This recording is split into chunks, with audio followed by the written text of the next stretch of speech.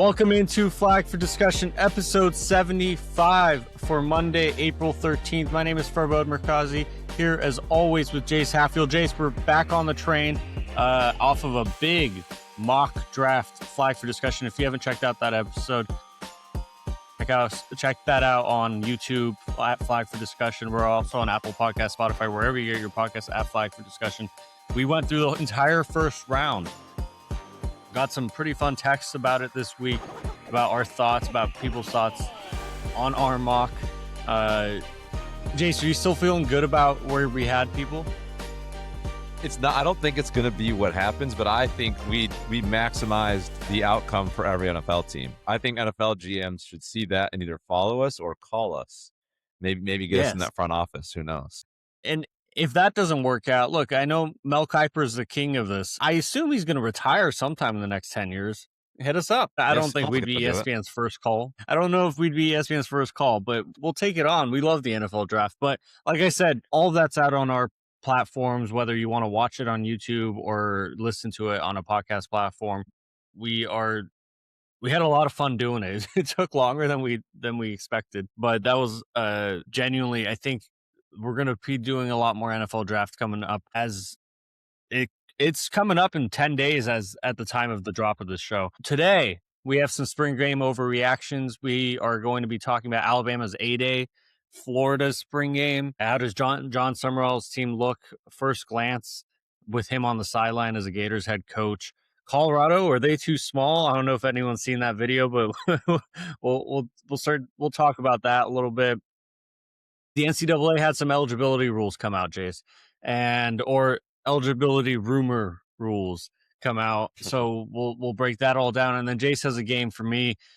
We're going to give you the overs and unders for all of the, I hate to say relevant, but overall relevant first year P4 head coaches. So Iowa State, Jimmy Rogers, you're on the list. We're going to give you, if you're going to hit your over or under.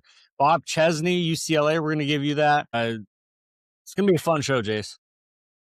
I'm excited for this. This is first show since Farbod's lovely bachelor party. We had a great time. I'm repping the Camp Markazi hoodies that we had going on there. And then I do have to ask, because you and your fiance saw Project Hail Mary last night. Book that Farbod and I read kind of at the same time. Curious. I've seen the movie. I want to hear your thoughts. So for me, having read the book, I don't want to be a Debbie Downer. I thought the movie was excellent, but because I loved the book so much, it infuriated me the parts they skipped. I don't want to give spoilers out to anyone who hasn't seen the movie or read the book yet, but there were parts towards the end that I feel like, oh my God, this was 3 chapters. How did we end up here all of a sudden? It didn't explain anything. And we were in a movie theater, so I just felt the need to tap my fiance on the shoulder and try to explain a little bit of what's going on here or what they skipped. But every time she was like, dude, we're in a movie theater. Stop talking to me. And I'm like, you're right. I thought the movie was excellent. I thought the acting was great. I thought the visual effects, all of that was great. I think it's also funny because the voices, so I listened to the book. So the voices they gave in the book for some of these guys, for some of the actors, were definitely way different than some of the actors on the movie. So the faces that I had attributed to some people, and we could talk about that offline, the faces I attributed to some people were way different. So that was a bit of a shock at first. But overall, I'd give it a B+. I think it was a really good movie, but I just got annoyed as one of the guys who read the book. And I was like, why are you skipping this? This was such an important part. And then my fiance made a really good point of, it's already a 2.5 hour long movie. How long do you want this movie to be? Yeah, it's when you think of it that way, it's a good, Morgan makes a good point there. Doxing the fiance. I think I've already doxed our fiancés enough now. She makes a good point there because I would imagine if you haven't read the book and you see the movie, you don't know that you're missing anything. Therefore, it's a good story. It's a good plot. It's probably very interesting. Like you said, the visuals are great. Acting is great. So I think you would really like it from that standpoint. And then I remember after seeing it too, I had immediately I really wanted to see that. I wanted to see this dynamic. I want to see how that played out. And you do miss some of those things. So it, like you said, I think a B+ is good. You can't have a 6-hour long movie. So you have to skip out on some of that stuff. But I think that so makes it if you can watch the movie first and then maybe you talk to a friend, they're like, oh, there's so much good stuff in the book you missed. I think you could still go back and read the book and very much pick up new things and enjoy it just like you were the first time. I'm also, for listeners out there, I'm not like the book nerd, book geek that, like, I always say books are better than movies, but because this is one of the first movies that I've actually heard everyone say is like just as good as the book.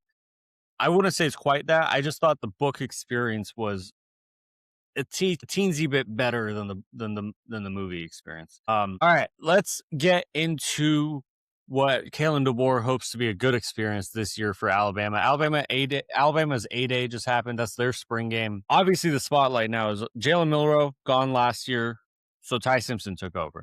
Ty Simpson comes in and produces off and on results. So they, as everyone knows, Alabama looked like a wrecking squad at first. We thought Ty Simpson was going to be a top of the first round type draft pick, and I mean he still could be theoretically. And they were rolling. Then they started struggling. They started not being able to run the ball. They started not being able to protect Ty, and the offense stagnated a lot. They still made the playoff, but got rolled over by Indiana. Now, Kalen DeBoer is entering year 3 Alabama. Keelon Russell, the 5-star kid out of Duncanville, Texas, he's a redshirt freshman. He is poised to probably take the starting spot. Austin Mack is entering his 4th year in the DeBoer system. He is fighting for that spot as well. They both played yesterday. They both had pretty solid games. Keelon Russell took more snaps, so his stats are higher, but everyone's saying that he took the spotlight. He threw for 229 yards, had 4 touchdowns, had a pick. Austin Mack had a good game, but as Kalen DeBoer said, he's a bit dinged up, so he didn't play a lot in the spring game. Is this, without knowing too much about either of these guys, Austin Mack, we know he was at Washington. He was there as a true freshman when Michael Penix was doing those crazy things, leading Washington to the national title loss against Michigan. He follows DeBoer to Alabama. You assume he is the heir apparent. You assume he's the guy, 4 years in the system. He knows Ryan Grubb. He knows Kalen DeBoer the best. And that offense is ready for an experienced veteran type player to come in.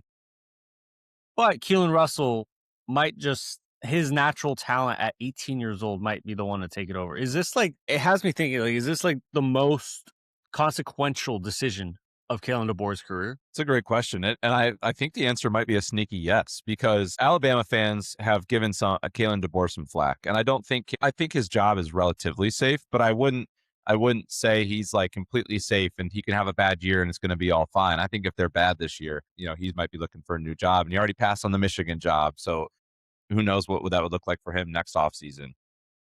I do think there's a reason why, like an Austin Mack, quarterback like him, no disrespect, but there's a reason why for 3-4 years now, he hasn't won a starting job and he hasn't won playing time. I think he probably provides you a higher floor, but the ceiling can't be that high if, even through all the struggles of Ty Simpson last year, there was really never a QB change until like late in the game when it wasn't close. Keelon Russell on the flip side, like you pay a lot of money in today's world to get a 5-star QB. And if you're Kalen DeBoer, there are boosters that you have to appease. And I do think that Keelon Russell is probably I would imagine the booster favorite. I would imagine the fan favorite. I think every fan would rather the 5-star young kid play than the been here for a while, lower ceiling 4-star kid. So I do think Kalen DeBoer's got a tough decision. And as we all know, when you go to a young quarterback who has no starting experience in a conference like the SEC, that's a lot of pressure, and that can be really difficult. It feels like if he goes with Keelon Russell and Keelon Russell doesn't, like, let's say that doesn't work out, I think Kalen wears more of that blame of saying, like, I went to the young star and it didn't pan out. That's on me. But if you go to Austin Mack and he doesn't work out, it lets you deflect some of the blame, as bad as this to say, to be like, oh, well, the kid's just not that talented and the other kid wasn't ready. So it's going to come down to, like, does Kalen think he can win with Keelon? I think Keelon's going to be the fan favorite. I think he's the booster favorite.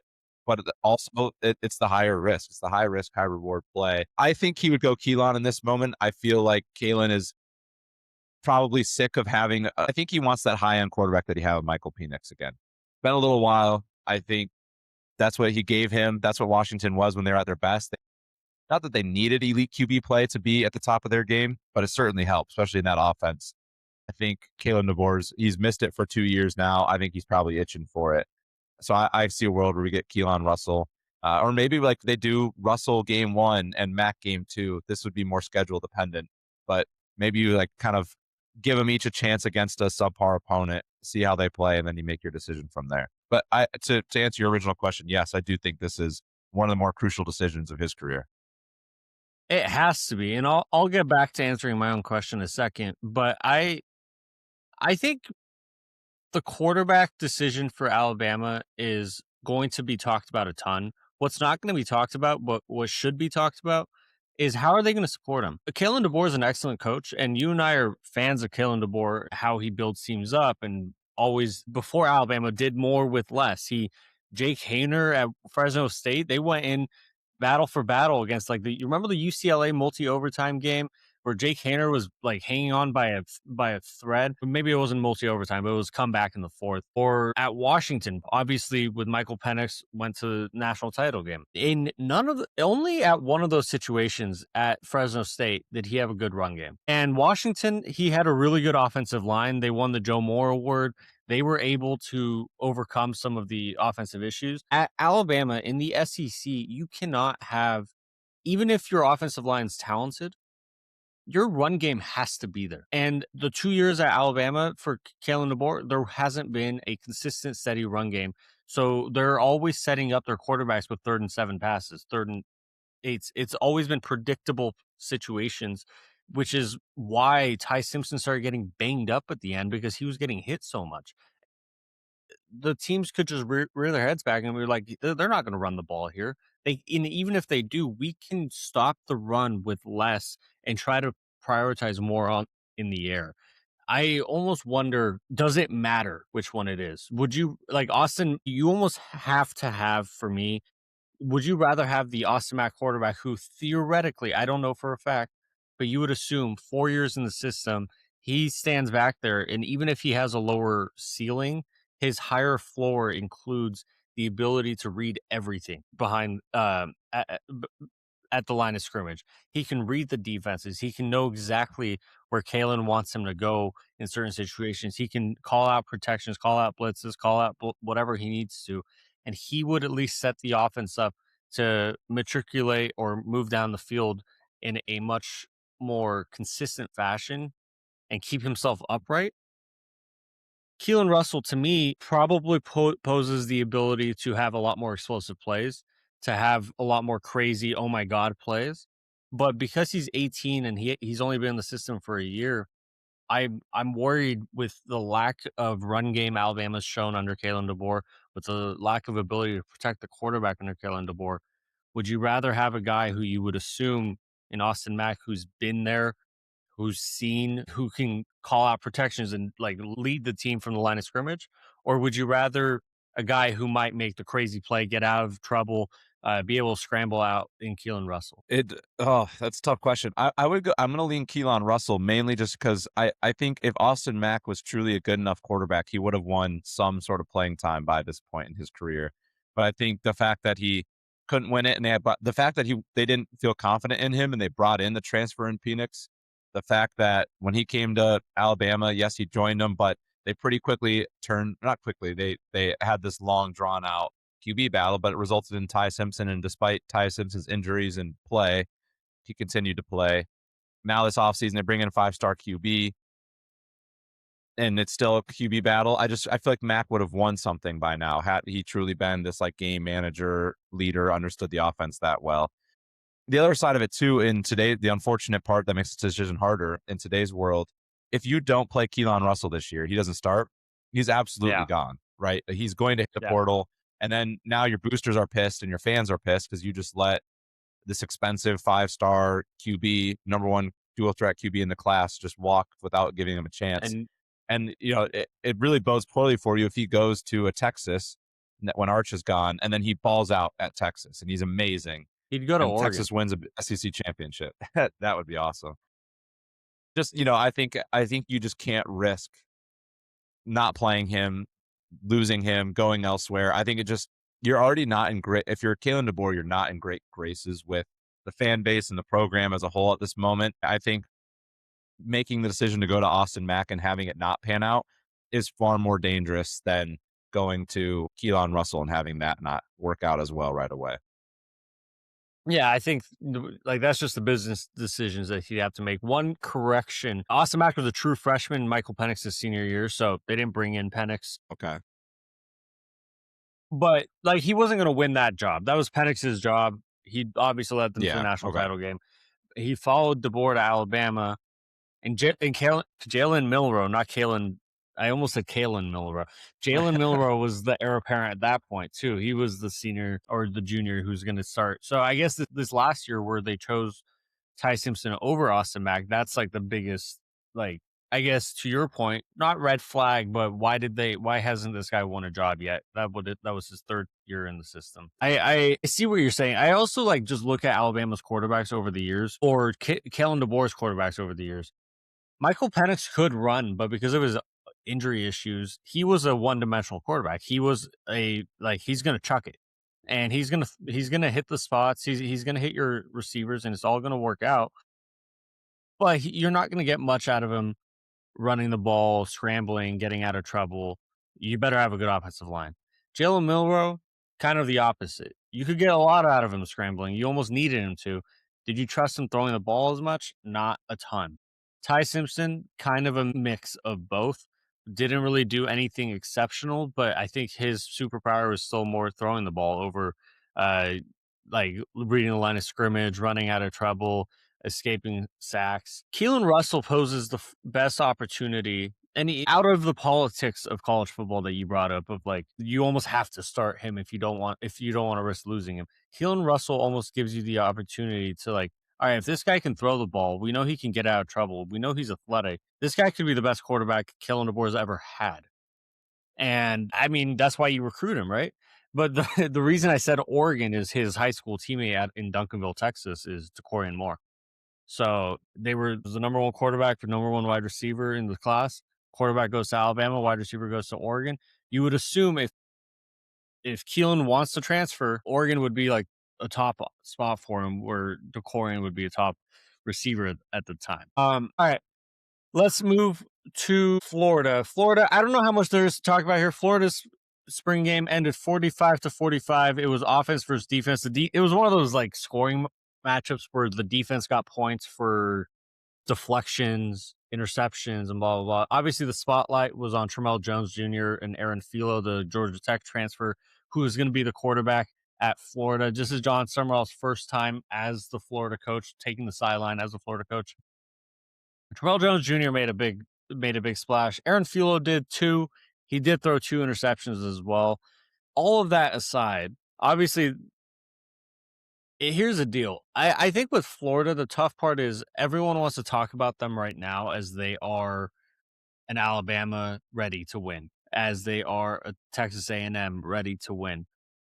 We can talk about the quarterback battle, which could be electric between these two guys, but I don't think this schedule or this roster is ready to win as currently constructed for 2026. Jon Sumrall was asked about it, and he goes, "This is a sleeping giant. I'm telling you right now, it ain't a matter of if we're going to win here. It's how fast we're going to win. It's coming. Just wait. Like it's coming. I'm not patient. I want it to happen every day, but we are going to land some pieces in recruiting. We're going to do some things, and I think we're going to build a roster that is going to bring it back to where we all want to be." So, Jace, is he right? He took the opposite Lane Kiffin approach. I don't know if he's necessarily right. I think that's the right mentality to have when you're like a team like Florida, who's kind of been in the dumps the last handful of years and you're trying to get back out of it. I think that's the mentality you need to go out and get good recruits to come to Florida, especially with Miami kind of owning the state now. That's the mentality you need to have if you want to get NIL funding. So I think he's right to say what he said, but I'm with you. I don't think this is a roster constructed to win this year. And we'll see what it looks like next year. But even that, like they've had some success recruiting the last couple of cycles, and none of those, there's been no development. None of those guys have grown at all. A lot of those guys have been stuck on the depth chart, and then they get replaced by transfers, and they're probably going to exit the next year or two. So it'll be interesting to see, what he's talking about, who these big recruits are. And the other thing with big recruits that he mentions, like I said with Florida, a lot of them haven't panned out recently. Plus, high school kids don't typically impact a football team right away. And to make the promise of like it's gonna happen, kind of the way he said it makes it sound like he's thinking it's gonna happen soon, like this year or next year. But those big recruits I take mean, time better. to pan out. Yeah, that's true. They take time to pan out. Like you don't get a 5-star kid and then expect him to be the greatest thing since sliced bread day one. With that said, they have a lot of five. They've recruited really well the last few years under Billy Napier. A lot of those kids stayed after Billy Napier left, but those kids haven't seemed to develop much, and they went into the portal to fill a lot of those holes. They fill a lot of the holes at receiver instead of using some of their talent that they had. I don't know. We'll see. And I also think of like Tramell Jones. I hope he pans out for the sake of the kid, but we've also saw it with blanking on his name. We saw it with DJ Lagway. Like, just Yeah. Florida didn't have the pieces around him and tough schedule and just didn't have the coaching. Now I do believe in Jon Sumrall more than I believe in Billy Napier. So I do like the direction that Jon Sumrall is going. Do I think he's correct that Florida is going to be winning a lot of games and be a powerhouse in the next 2 years? No. But do I think that his message was correct? And if you had to give a message that's a much better one than Lane Kiffin gave, yes, I do think he said the right things if you're trying to build a giant. I think I'm more optimistic about Florida's long term than I would be about Auburn, than I would be about I agree with that. I don't know, South Carolina, than I would be about like pick your SEC school not named Georgia or Alabama here, maybe Well, Vanderbilt. can I give you one? Kentucky? Kentucky or Florida? Who do you So like I better I long term? want to be optimistic about Kentucky. I know most of their NIL funding is probably still going to basketball, and they have a really hard schedule this year. Like with that said, I think Jon Sumrall is a breath of fresh air for Florida fans. And Florida fans, if you're listening to Yeah. this and you think I'm wrong, I'd love to hear why. I think at least the consensus I've seen online, on social media, on message boards is we want to win right now and we expect to win right now. It would suck to have a bad year one with Summerall, but it's nice to not have Sunbelt Billy, who is more married to his play calling than he is to building a good team. One thing that's been well documented is that Billy Napier in his time at Florida, he built a really good staff. He built not just like football coaches, he built a really good like foundation of people within the building, whether that's player development, nutrition, whether that's recruiting, the NIL behind the scenes folks, all of that's still there. But none of that matters if you can't develop the guys on the field, if you can't inspire guys on the field, if you're Mhm. so married and stubborn to your own playbook and your own systems on the field that don't allow you to go win games. And mind you, Billy Napier probably deserves to be fired regardless. He got screwed by the SEC the last 3 years. Florida's had combined the hardest schedule in the country over the last 3 years out of anybody. Like you could go like if anybody would have taken 3 to 4 losses, it doesn't help if you have a 3 to 4 loss team that is playing that schedule. All of a sudden, it becomes a 5 to 8 loss team because that schedule was. So I'm not defending Billy there, but I'm saying there's a lot more right within the Florida program than it appears from the outside. Jon Sumrall, now he took over Troy, built them into a winner in their league. He took over Tulane, built them into a winner, and Jon Sumrall was assumed to be the recipient of any of these SEC jobs that opened up. LSU was interested, Ole Miss was interested, Auburn was interested, Florida was interested. He chose Florida. I don't think that goes necessarily unnoticed that he chose Florida. I think Jon Sumrall, one thing that I know I'm going to ramble here. One thing that inspires me about Jon Sumrall is that he's more of your old school type coach. He's going to come in. He was a defensive player when he played, but he's not married to a playbook. He's married to winning. He's married to building a culture. He's married to bringing in the right people, if that makes sense. He's married to building something instead of I want this X receiver because he's going to fit really well into my culture or into my like playbook. I think it might be rocky year one. It might be rocky year two. But a guy like Jon Sumrall that I've seen on social media, I've seen people say like this guy's just a breath of fresh air for us. Like this guy's building something and it might take longer because he's a little bit too old school in how he wants to build this thing. But let's say they go 5-7 or 7-5 this year. You're not going to be very happy. But if the funding comes in, they go out and kill in the transfer portal, they have a good recruiting class, they're going to suddenly start looking more like that tough nose, not the national champion teams, but the tough nose, electric Florida teams that we saw earlier on.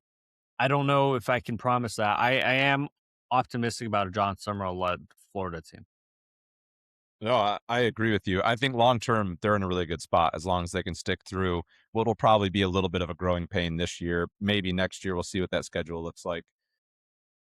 It's funny because I originally thought he was going to be an LSU guy. Just Tulane, he's got the ties with the state. I thought he was going to be an LSU guy. They end up with Lane Kiffin. He goes to Florida, which was another spot I thought Lane Kiffin was going to be at. Like, if you asked me 6 months ago, I thought Lane Kiffin would be a Gator. Jon Sumrall would be a Tiger. They are flipped.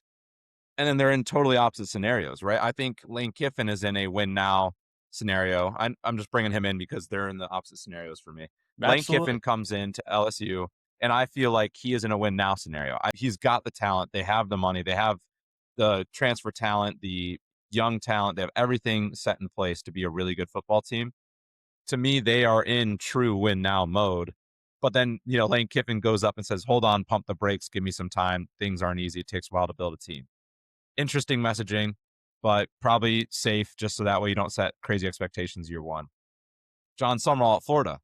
I do not think that they are truly in a win now mode. I think if I'm a Florida fan, my mentality, if I'm trying to be a good fan, would be give them some time. We have a tough schedule. We had a lot of good players go to the NFL this past year. We also had some young talent transfer out. It's going to take a little bit of time to build, especially for a culture, defensive minded guy. It takes a while to get those guys in and to instill that culture. Sumrall knows this, so he comes out, but he says, no, like, don't be patient. Don't be too patient with me. I guess he did say be a little patient, but he kind of says, like, we're going to be good. Like, don't worry, we'll be good. Opposite messaging, opposite scenarios, opposite coaches, opposite coaching styles. It'll be very interesting to see which of these programs take off over the next 4 years. I would venture to say LSU is going to be a more competitive team this season. I would say next season is kind of a toss-up, but then in the future, both of these teams could be two of the teams atop the SEC. Because I thought they were different, I think whether it's fair or not, these are two coaches and two programs that from here on out, I will kind of compare against each other and just see who won this coaching battle. Because I thought these were two teams probably with one and two on their list of coaches were probably Kiffin and Sumrall in either order. So I think now they're going to get fairly or unfairly paired up. They don't play each other this year, unfortunately, but that means they probably will next year, which maybe is more fair. Because like I said, I think Lane Kiffin's got maybe the better hand, so to speak, when he came into this program. But we're going to learn pretty quickly because this Florida team we'll talk more about schedules later, but I do want to throw this. Once they start SEC play, they do go at Auburn, which Jordan Hare, never an easy stadium to play, also playing a fresh head coach in Golish. And then you get Ole Miss at home. That's kind of your first true home test is going to be the Ole Miss Rebels in late September there. So it's going to be a fun schedule. They have two tune-up games, and then they get into at Auburn and that Ole Miss game. Yeah. All I know is I've watched Jon Sumrall's like halftime interviews when he was at the coach of Tulane. They were beating the other team, and he was asked, "Is what's going on?" Like it was his halftime interview, and he was like, "I don't know. I just think we look like the worst team in America right now." Like genuinely believing it, like not necessarily like he's just putting on a show. Like he's genuinely pissed off. And a guy like that is either going to burn out or he's going to make it work. So I think it'll take a little bit, but I think Florida is on the right track. A team that we thought we were on the right track with a couple of years ago took a bit of a dip this past year. They went 3-9, the Colorado Buffaloes, and they had their spring game yesterday. I retweeted it on our Twitter at F4 discussion. Go check it out. The Colorado Buffaloes running out onto the field, Jace.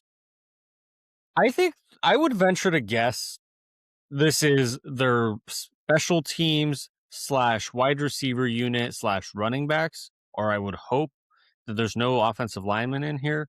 But the video that I retweeted on our Twitter, once again, at F4 discussion, they look a little small. I would venture to guess there's high school teams in Colorado that are bigger than some of these guys. How are we feeling about the Buffs? Yeah, that if I'm a Buffs fan, that did not instill any confidence in me. It literally looks like a high school team kind of come out of the tunnel for the first game of the year.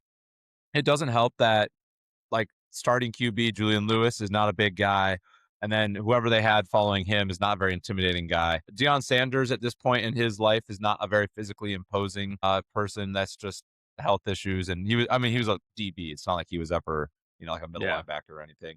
They just didn't look frightening at all, and I think some of the knocks on Colorado and the culture have been they don't play very tough, they don't play very physical, and they don't play team football. The best way to curb those negative opinions and feedback is to come out big, physical, intimidating, and have people say, "Oh man, like they heard what we said and they're ready to go." They did the opposite. They came out and it looks like they got skinnier, they got shorter, they got smaller, and it was like, all right, well, you weren't big, physical, or imposing last 2 years, especially last year at 3-9. Now you really aren't big, physical, and imposing. And I will add, the Big 12 is getting much better as a conference. I feel that they are doing a good job of acquiring talent, developing talent, bringing in good coaches. The Big 12 as a whole, I think, is taking steps up. Colorado, to me, last year was a huge down year at 3-9. And I know there was a lot of distractions and stuff that went into that. That's very just unfortunate timing. But not a lot happened for them this offseason to make me feel like they're keeping up with the rest of the conference. I, I I don't see a world where they're much better than 3-9. I'd have to really dive into the schedule, but with how much Yeah. better the Big 12 is getting, I'm not sure. I didn't like Colorado anyways, and then I saw that video, and it kind of just confirmed my fears of they just didn't seem to do much this offseason. And then you see that video and you go, man, they really didn't look like they did anything this offseason. So let's play this out, though. The key to Colorado this year is the rest on two people's shoulders.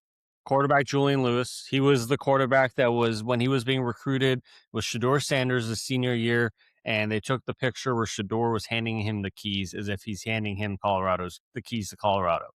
So that's one. He played a little bit last year. He's poised to be the full-time starter this year. Last year they went through like 5 different quarterbacks or so. Every time Deion wanted to change one, they just changed one. So JuJu Lewis, he's going to be a major player here. And offensive coordinator Brennan Marion. He was the head coach of Sacramento State. He was the OC at UNLV. He was the OC at Pitt. He's been bounced around the country. Most recently, head coach of Sacramento State. Colorado brought him in to be the OC, and he runs the go-go offense. So if JuJu is about what we expect him to be with Brennan Marion, and we know Coach Prime first hit the lack of the run game and size that team normally brings in, they're able to have skill talent. So we know if JuJu and Brennan Marion do their jobs, they should be able to score points. Now, they lost a lot of defensive linemen. They lost a lot of size. They lost Jordan Seaton on the offensive line. Like the reason people are making fun of that video for Colorado isn't just because they're small. It's because they lost a lot of defensive linemen to graduation and to the portal this past year. Like they just naturally lost that size. And when you can lose you can lose your entire secondary, and you can go recruit a brand new secondary. Might not be as good, but those guys will deal. They'll be fine. You can lose, but you can't lose your entire defensive line. You can't lose your entire offensive line because you can go get a new left tackle, but you're probably in the portal unless you're willing to pay $2 to $3 million. You're going to give up a lot of height. I mean, a lot of size, a lot of skill, and all of a sudden your offensive and defensive lines become pretty paltry. So that's where you're scared if you're Colorado. I don't want to fully break down this team. I'm just the hopeful parts are Brennan Marion, JuJu Lewis, and that Deion Sanders is back on the field actually coaching and like with the guys on like obviously he was on the field like during games last year, but now in practice he's back literally on the field with the guys. So that's encouraging from him as a personal health matter. Now let's hope that he has his head on straight with building this team going forward. I think he might have underestimated how hard it would have been to rebuild a P4 program as far back as Colorado was. When in year one after the Oregon game, he told everyone, "You better get me now," because this is the worst we'll ever be. I think that team would beat this team today. 1,000,000%. That was ironically, that was the best they will ever be and best they have been since then. I mean, just last notes on this team. All 11 starters, projected starters on defense are all transfers, like fresh transfers. This year will be year one at Colorado. Of the second teamers on defense, 8 of them are fresh transfers. One of them is a true freshman. One of them is a transfer from 2 years ago, and the other one is actually stuck with the program. And then there are 3, you go 3 deep, it's 7 transfers, 2 true freshmen, and then 2 two-year transfers. So he's got his work cut out for him. There is 3 deep. There's only 3 players on this roster that played at Colorado last season, or on the defensive side of the ball. Is that a good thing because they were 3-9, or is that a bad thing because you're going to come in with 30 players who you're going to have to try to figure out to get on the same page when they all played at different schools last year? Their work's going to be cut out for them. And like I said, the Big 12 is getting better. Colorado, we'll see if they got better, but they could be in for a long season. Absolutely. I think here's the deal. Looking at this from through a wide lens or big picture, whatever you want to call it, the year-to-year growth that we thought was going to come with Deion, and I know there's a lot of haters out for Deion. I know some people, like, I don't love everything he says, but one thing that I thought he would at least bring to Colorado was, I've said it on the show before, outside of Nick Saban when he was still coaching, there were very few coaches in college football for different reasons who could walk into the room and just recruit you by talking to you, by being who they are. Like Nick Saban has the history, the pedigree, and he's like the father of college football, basically. Deion Sanders walks in to a 17-year-old's living room. Man, that guy's sick. That not like in like a derogatory or defamatory way, but like he's Coach Prime. His like aura, as the kids say, his charm, his ability to connect, that alone would recruit kids. I would almost wonder if he took over Colorado in 2014, before NIL was a thing and it was just recruiting, if they would have drastically taken steps forward. The problem with Colorado right now is they constantly go through the portal. They constantly try to fill in Band-Aid spots, and he's not hitting on those big when he was at Jackson State, he got Travis Hunter. His first year at Colorado, he got Jordan Seaton. What's the biggest recruit he's gotten since, other than JuJu Lewis? He can't constantly go, all right, I'm going to take the best guy at the spot that we need and then go fill in from the portal. They're not building the way that I thought, at least, that they would, and that's poses some trouble. He's under contract for years to come still, but Colorado just got a new AD. It wasn't Rick George who hired Deion. I think if they don't start showing some fight a year or two from now, the new AD might be the guy to fire Deion, unless it's a mutual parting of ways, stepping down, health reasons, blah blah blah. Yeah, and I don't know if you could blame him. I think, like kind of what you're saying with the aura comments, I do think that there maybe was a world where Deion thought it'd be a little bit easier to recruit guys given his name and status, and it was at first, but and maybe it was health that got in the way of this. But the unfortunate truth is, if you don't develop and these kids don't get better, the recruiting will stop. Like, kids will see through that, and unfortunately, just a lot of the big time recruits he brought in, I think not a lot of them panned out the way he wanted. Jordan Seaton obviously has left for a better opportunity, which doesn't bode well when 5 stars are starting for you, and they're all American caliber starters for you, but they still feel like they're going to leave because they want to compete at a higher level. It's just not a good look when you're trying to recruit other 5 stars. And it'll be interesting to see. I think, like, when he had his sons and he had Travis Hunter and the team looked great, I think it was a lot of fun and exciting, but I'm not sure they did enough to build a true foundation to set themselves up to be successful long term there. And yeah, like you said, with the new AD and with Deion's health issues, we'll see what goes on in the next couple of years at Colorado. But I'm not sure I would call it optimistic if I was a Colorado fan. I agree. I'm still hopeful, but I'm not optimistic. All right, let's spend 10 minutes on this before we get to our over-unders. The NCAA, or at least rumors of an NCAA proposal, is coming out. That came out earlier this week, that the NCAA would allow 5 years of eligibility based on an athlete's high school graduation or their 19th birthday. Whichever comes first would be their standard. So basically, Jace, you are 18 years old or 17 years old. Let's say you graduate early. You graduate tomorrow. You have your clock is starting. You have 5 years of eligibility. The only exceptions are if you join the military, you have a religious mission, and you have to go on maternity leave. That would add a year of eligibility. They want to basically get rid of the like it hurts some kids. It hurts the Cam McCormicks of the world. And the article that I have linked here, it literally mentions Cam McCormick, who's the former Oregon, Miami tight end who started his career in 2016. And I don't think he ended his career until 2024 because he was constantly hurt. He had complications with his injuries. He had complications with his surgeries that made him have to go back and be out for another year. Cam McCormick would have played 1 year under this 5 years, I think, like under this 5-year rule. So that it would hurt for a kid like that.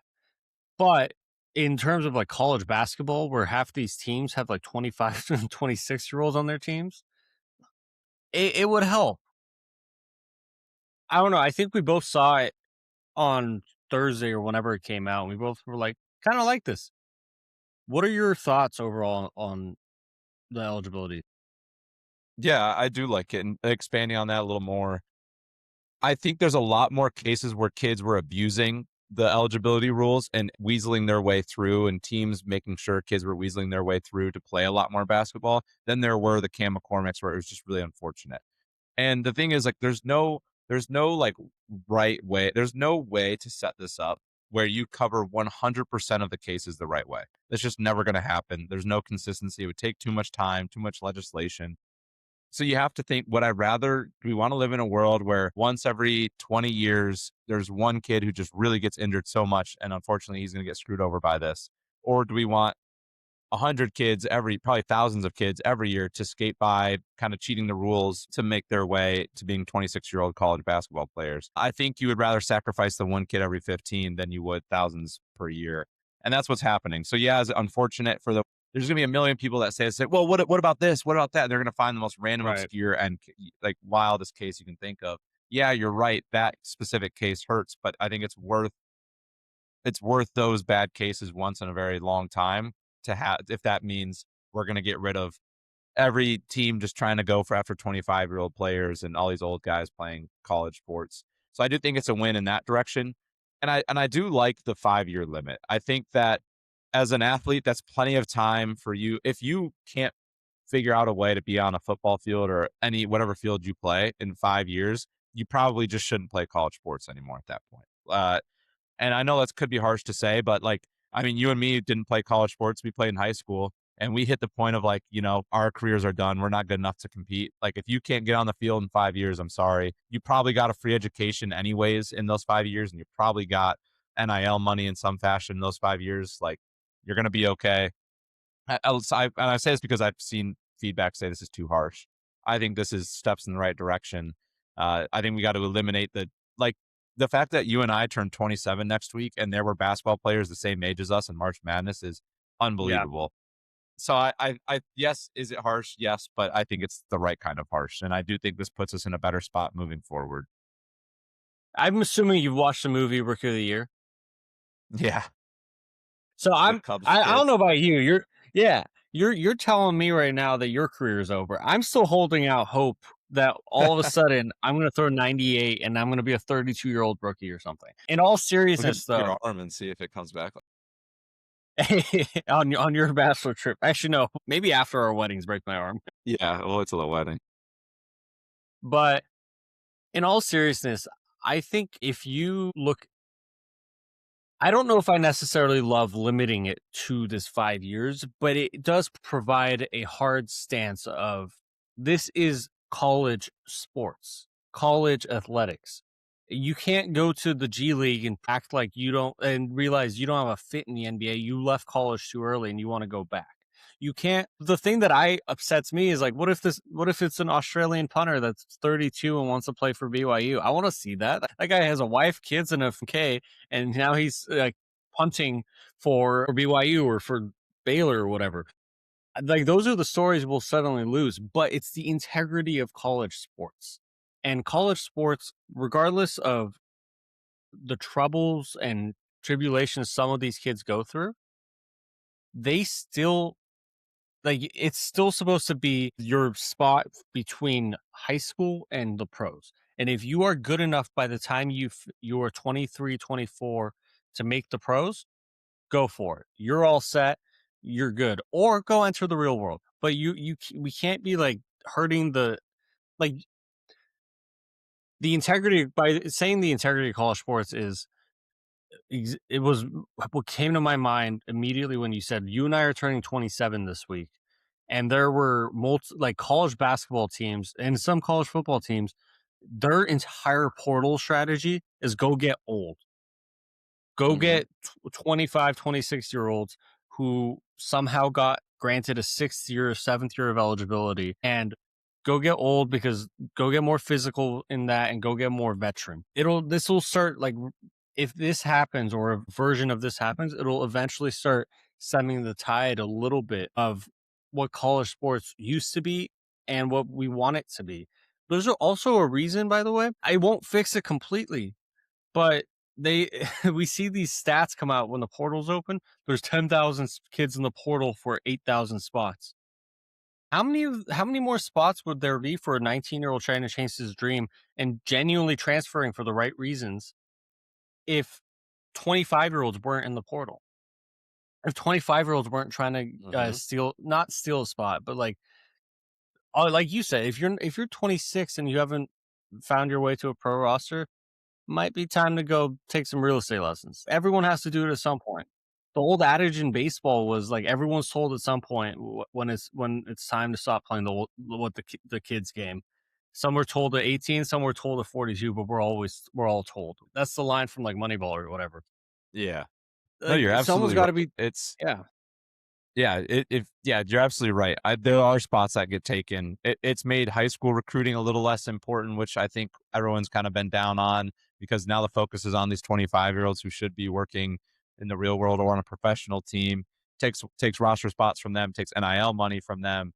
I also think, like you said, it's kind of blowing up the transfer portal because now these guys are just trying to find any opportunity they can at 24, 25, 26, when in reality they should be moved on. And I also think it's nice because now, granted, I like when kids like Trinidad get the 6th year eligibility. I like when athletes, it's nice to see them get these bonus years of eligibility. But at the same time, with the arbitrary, your arbitrary eligibility, all that happens is the NCAA says, no, you're done.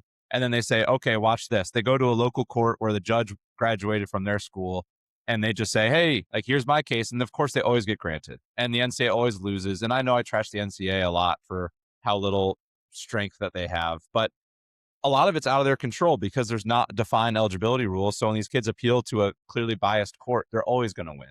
And the NCAA always going to lose those.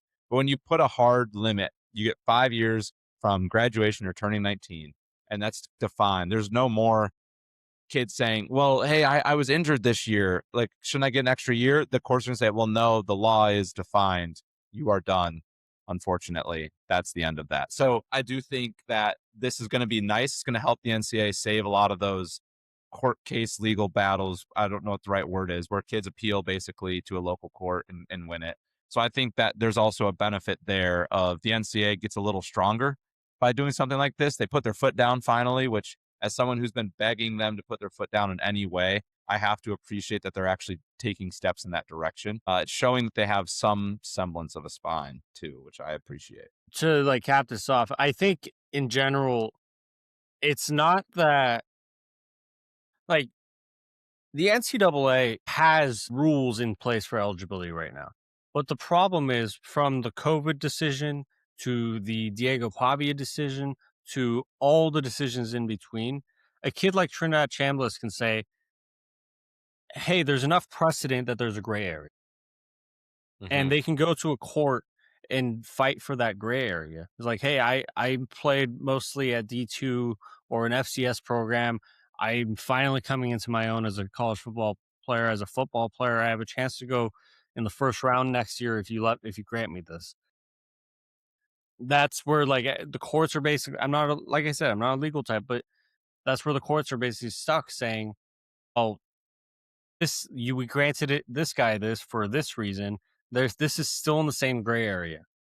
What this would provide is there's no gray area. This is this is defined. This is no longer. Now, I think kids would be able to still sue or fight the NCAA or petition the NCAA for an extra year if they have a Cam McCormick like situation. Like, dude, I got to play 4 snaps. Genuinely, like, just give me one more year. I'm finally healthy. But I think it would, as much as we like the Trinidad Chambliss story, his 5 years are done. He shouldn't be allowed to play college football anymore under these rules or under the past ones. But because he found the gray area of this is where we this is where we've allowed it in the past, so we're gonna allow it again. That's gonna be removed with the new eligibility rules. Hopefully this passes. I'm gonna pass the mic to you though. If you have anything more to say on this, feel free. If not, let's move to our game. Yeah, let's get this game going here. We got a couple minutes left. Let's use it on the game. So I put together a list of just kind of the main or fun Power 4 brand new head coaches coming into the season. And I grabbed the school, the coach, and their current win total on FanDuel. Not a sponsor of ours. They just put these odds out. If they want to be a sponsor and you're listening, let us know. Hit us up. I'm just going to jump around and give you some of these coaches, teams, win totals, and you're going to tell me over under. I know I kind of gave you a preview so you could start looking at schedules because obviously when you're talking over unders, that's the biggest impact. But yeah. I'm going to start us off with a fun one. The highest of all the new coaches this year. This coach has the highest over under win total. This is Matt Campbell in Penn State. They're sitting at 9.5 wins. That is the most of any new coach in the country. It's a lot for a new coach, especially with the roster turnover that they saw.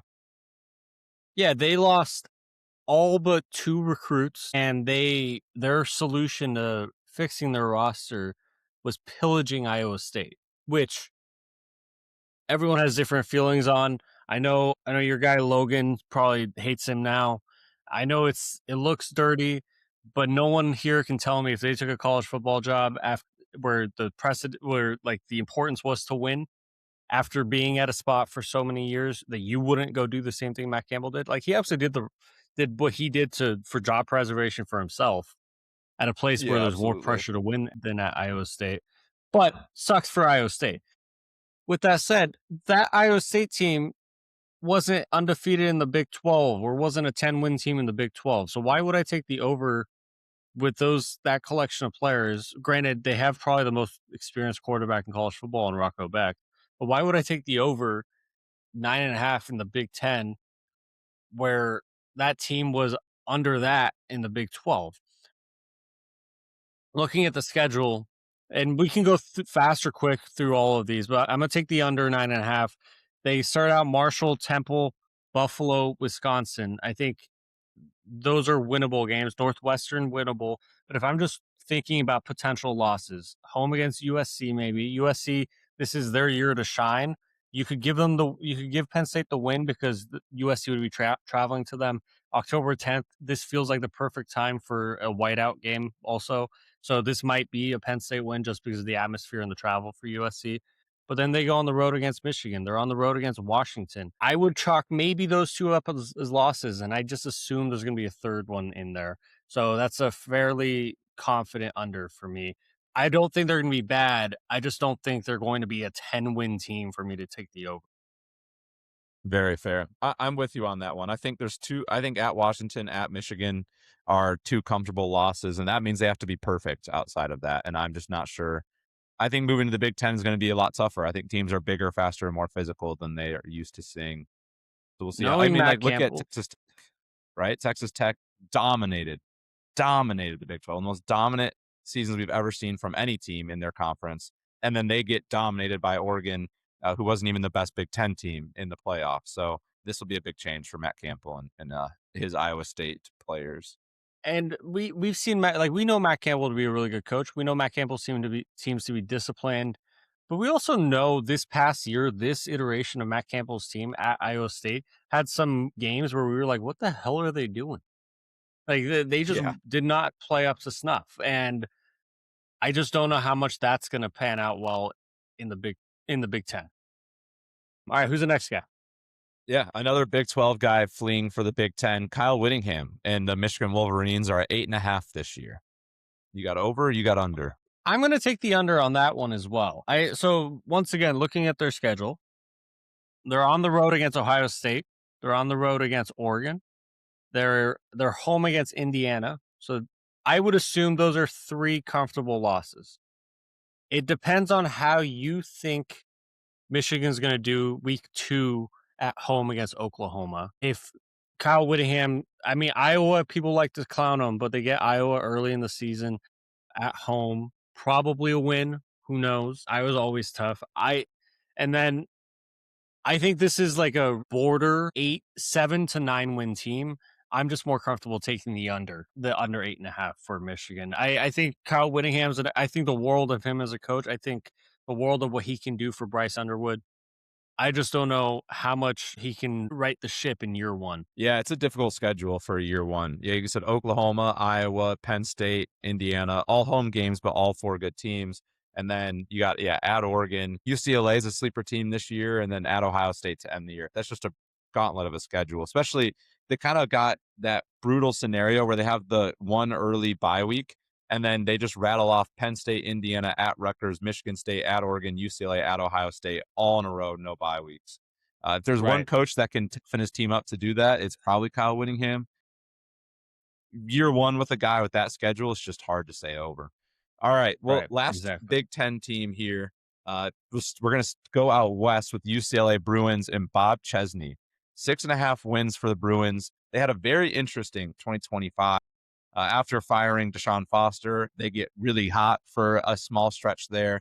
They end up going with Bob Chesney he was the James Madison coach. He took over after Kurt Signetti. Man, I'm out of touch. He took over after Kurt Signetti left JMU. They hand the keys to Bob Chesney, who kept them right on top. They make the college football playoff. Did get trounced there, but that was the expectation for him. Now he's at UCLA, Farbode. I know you like him. We might refer to him as Daddy in our text messages, but you didn't hear that from me. 6.5. They going over or under? I can't take the under on Bob. I gotta take the over on Bob. Okay. So winnable games. San Diego State, Purdue. Then they have a pretty solid stretch of Wisconsin, Michigan State, Nevada, where I think they can win all of those. So if those are 5 wins, that's your starting spot. At Oregon, at Maryland, at Minnesota, at Michigan, home against USC.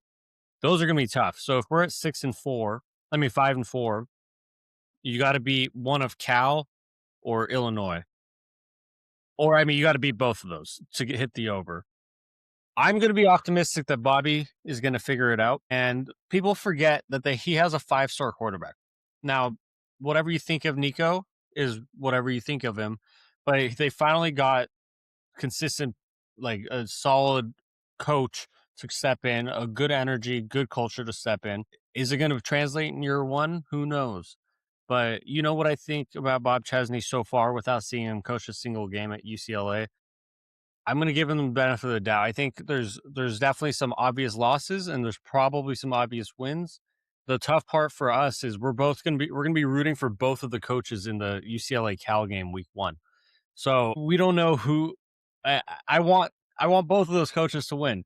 I'm going to take the over 6.5 for Bob Chesney. I don't think they're going to be necessarily a not 8-9 win team, but I'll take the comfortable 7. I like that. All right. I'm not going to go in order here because I want to jump. Because UCLA and Cal play week 1, you took the UCLA over 6.5. What are you taking for Cal and Tosh Lupoy at 7.5? Does this game have an impact for you, or do you think they can maintain an over regardless of the result? When I was doing this, I gave both of these teams a half a win because I cannot. They both have 5-star quarterbacks. They both have exciting cultures coming in. They both have a rebuild coming in.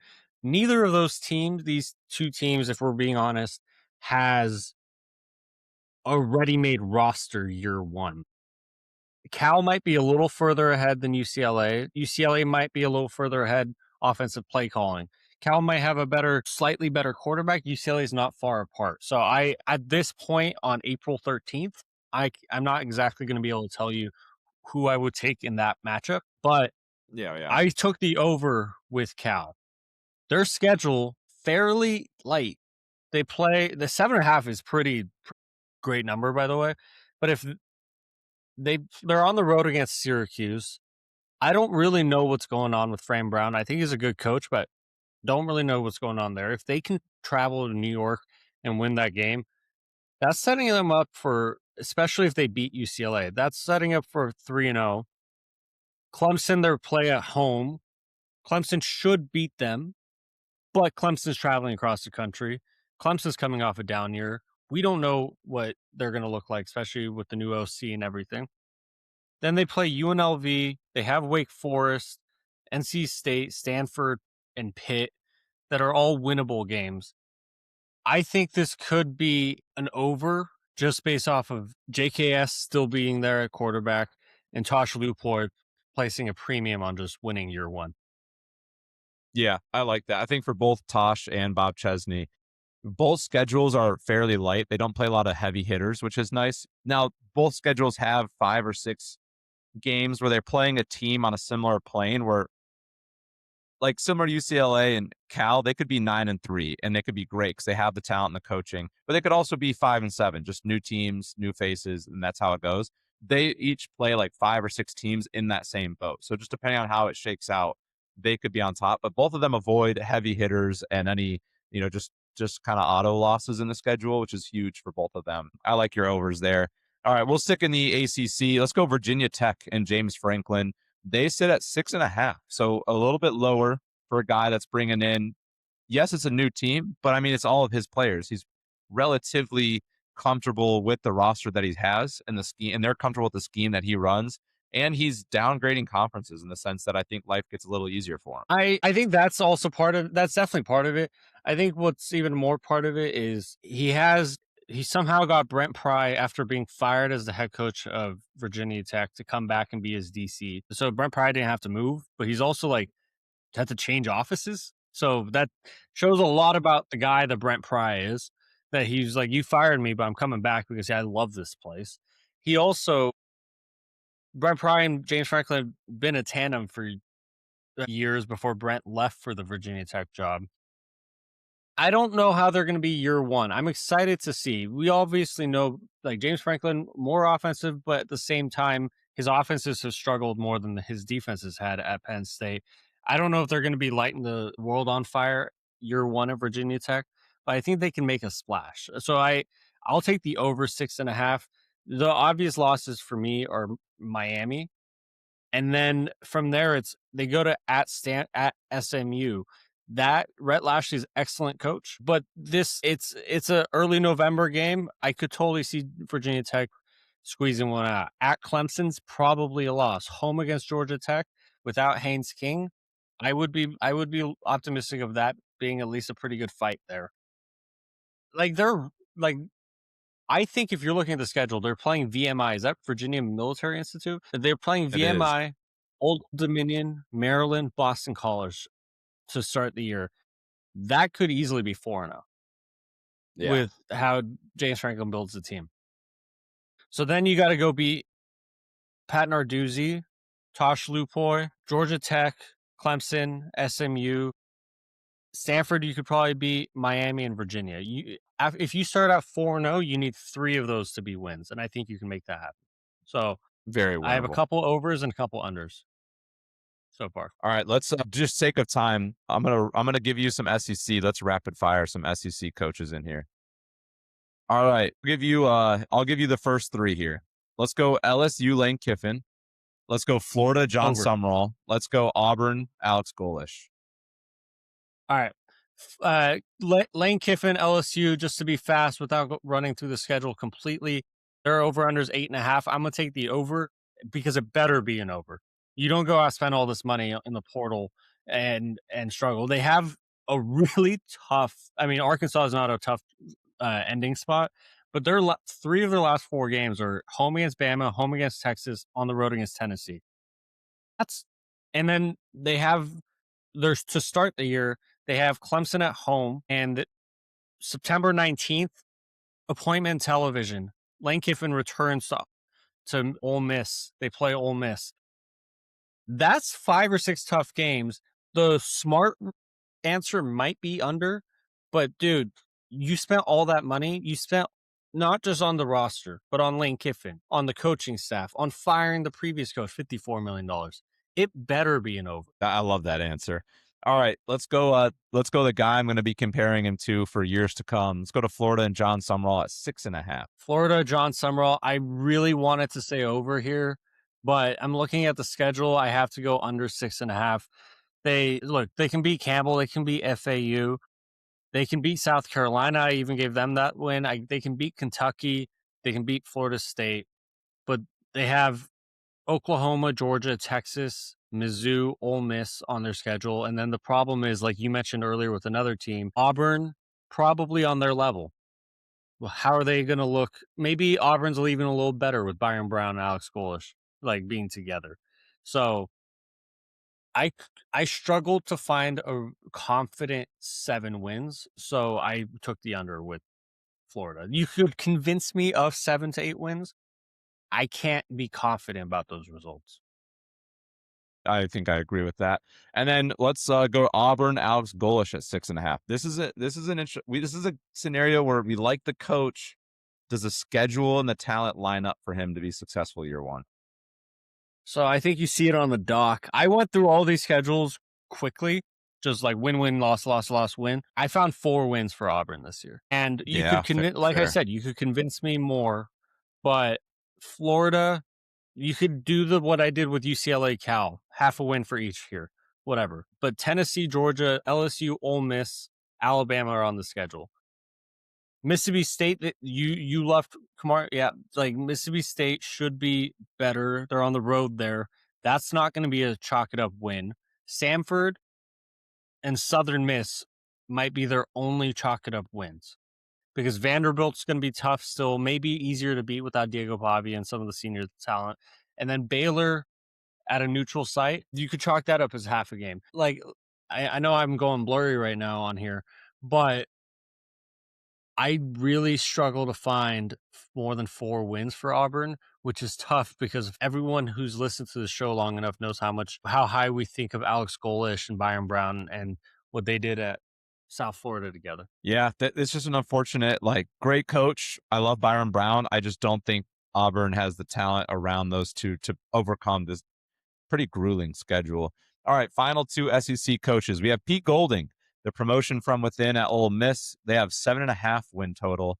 And then we'll jump to Will Stein in Kentucky, former Oregon OC at 5.5 wins. So Pete Golding, 7.5 wins. Look, this is one of those that it better be over. But what have I told you about? If you're going to hire from within, at least hire the guy who led the better unit. And you hired the guy who led the defense that was bad last year at Ole Miss. And I also I don't know, I've seen some things with Pete Golding. I'm sure he's a great guy. I'm sure he's a guy you want to get a beer with. I haven't gotten the best impression of him as a head coach yet. And I think a lot of last year, especially in the playoffs, was like he was this cool substitute teacher when he was the interim. He was the guy who stuck around with the kids after their coach deserted them. Now, if they go through a tough stretch in October, we'll see how the players actually feel about him. Obviously, he gets helped out by the fact that Trinidad's coming back for another year. How is he going to look without Lane Kiffin's offense? So I took the under 7.5.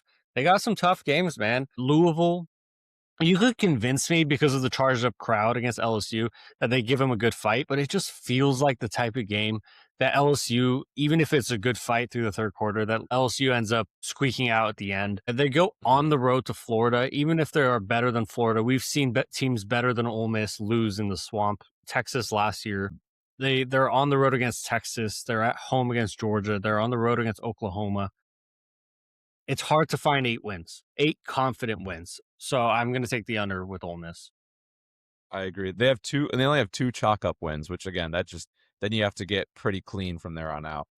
All right, Will Stein and the Wildcats at 5.5. Final SEC team here.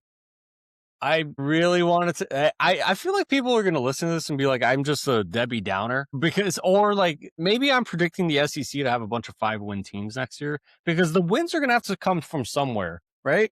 Like, yeah, I can't predict all these teams to lose. The wins are going to have to come from somewhere. So I took the under with Will Stein. It's hard. Like, they have Alabama week 2.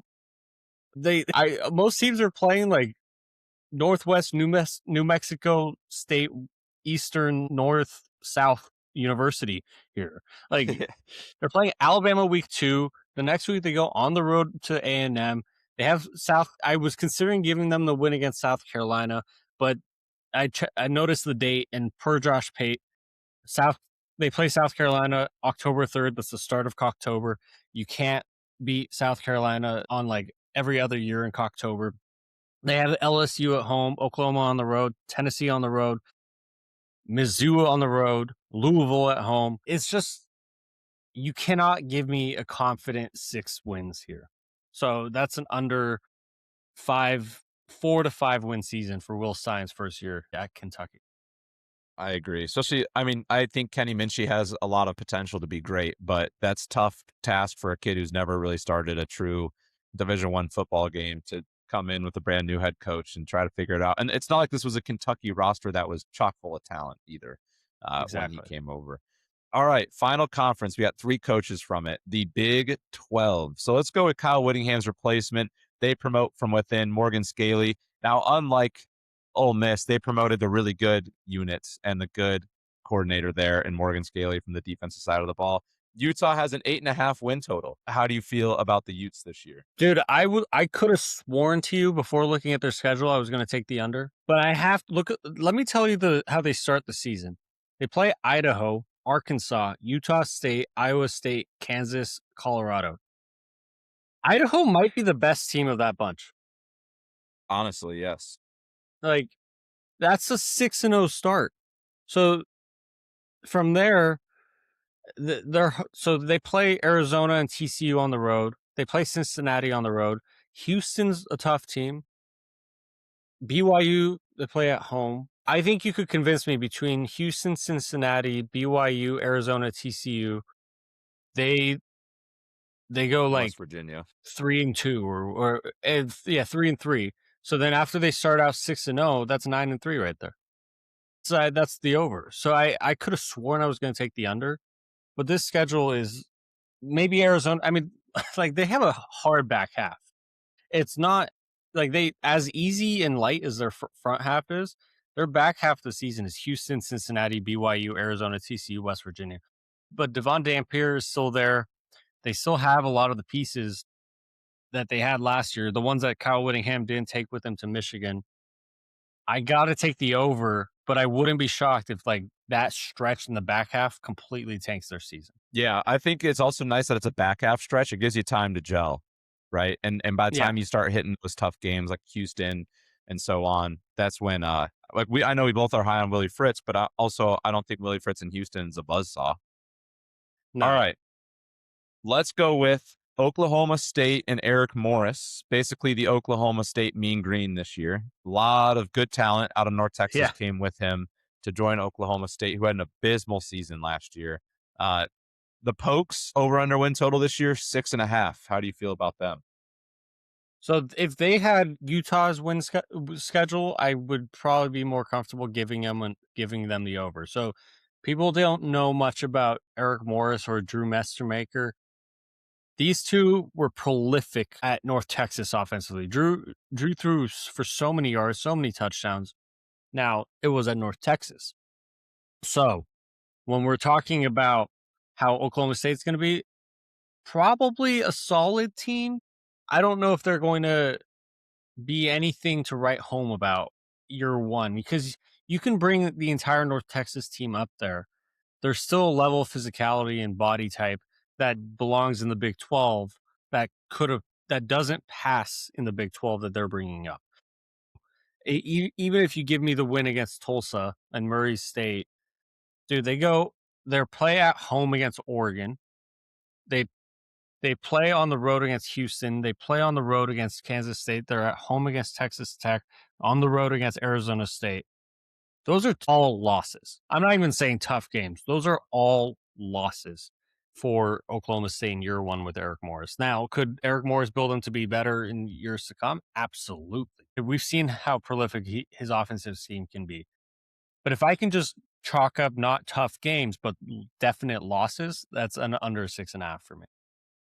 I agree. There's 5 losses, meaning they would have to go 7-0 in the 7 other games that they play in order to hit that over. And they're not going to do that. I don't think.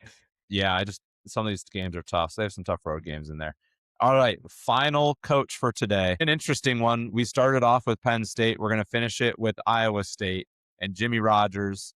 5.5 wins. Do they make a bowl game? Are the Cyclones bowling, Farbode?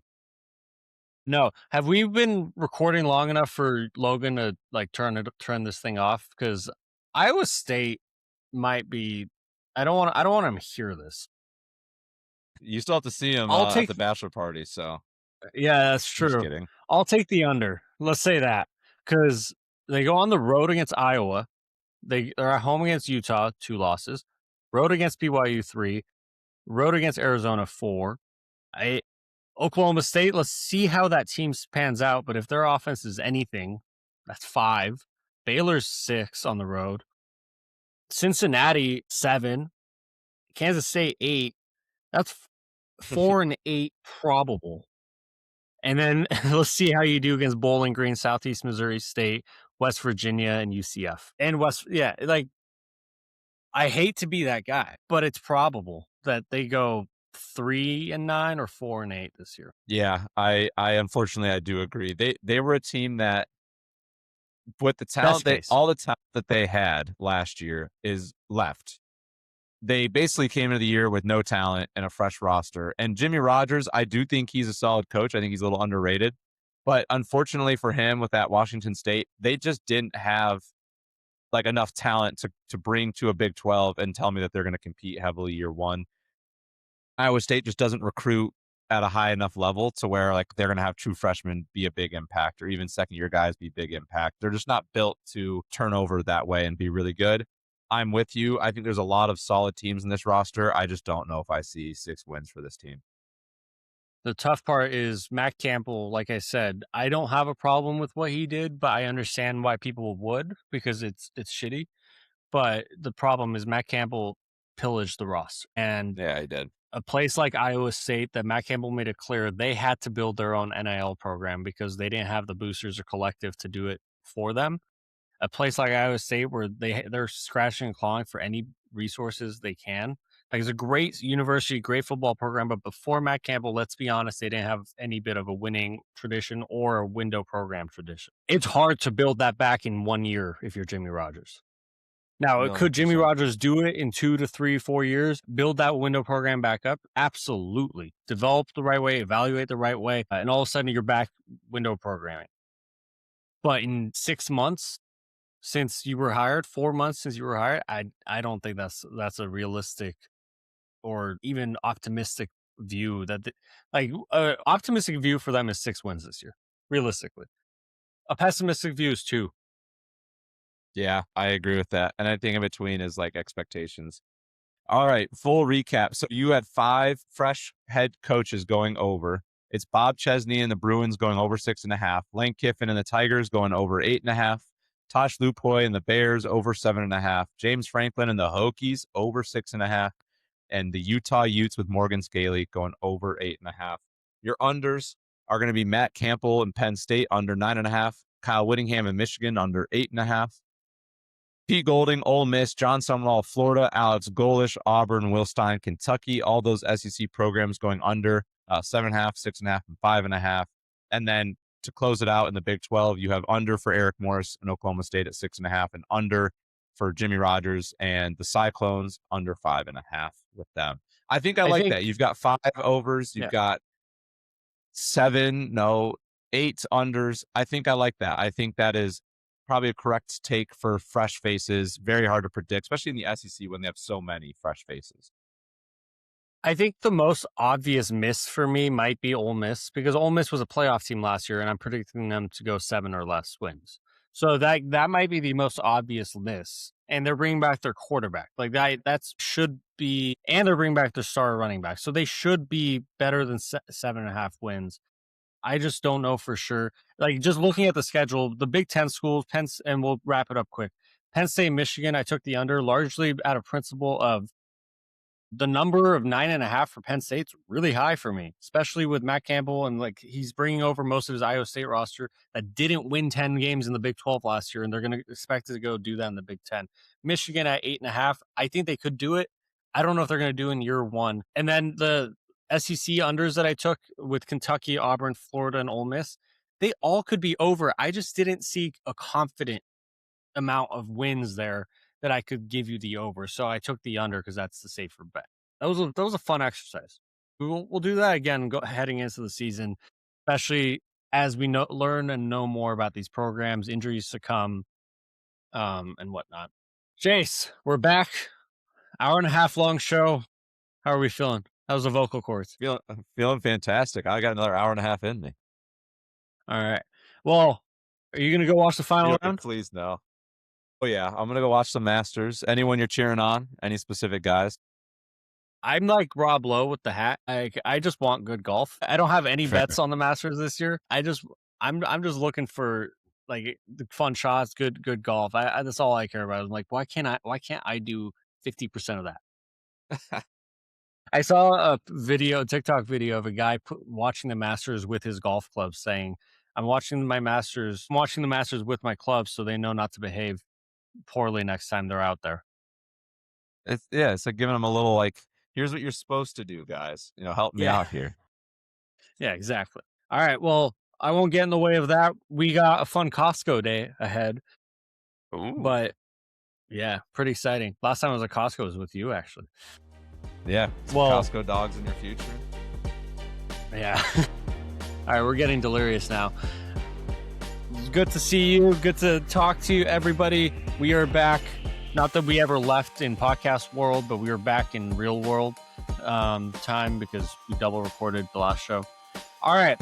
Thank you, everybody, for listening. If you like what you heard, make sure you check us out on Twitter at @4discussion, TikTok, @4discussion. We will get a TikTok video out this week. That is Jason, I promise to you. We're also on Apple Podcasts, Spotify, wherever you get your podcasts at Flag for Discussion spelled out. We're on YouTube at Flag for Discussion spelled out. From myself, Farbod Merkazi, my lovely partner, Jay Safffield. Thank you for listening. Thank you for tuning in. This has been Flagged for Discussion.